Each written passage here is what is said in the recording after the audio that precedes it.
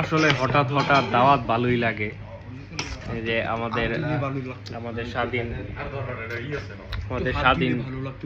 এই 10 মিনিট আগে মেসেজ দিয়ে বললো তাড়াতাড়ি আসো বিরিয়ানি খাইতে।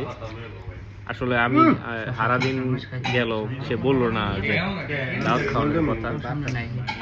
অবশ্য আমি প্রাইভেট পড়াইতেছিলাম, আমারও খুব খিদামিদা লাগছে, মনে মনে চাইতেছিলাম কেউ যাতে দাওয়াত দেয়।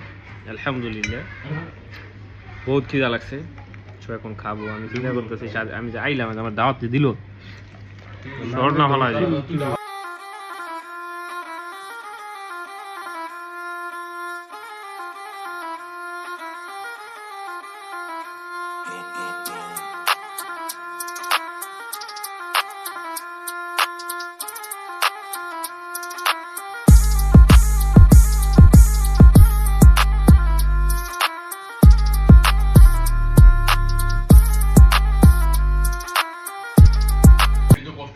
আসলে আমি ডায়েটে আছি দেখে আমি বেশি খাইতে পারতাছি না।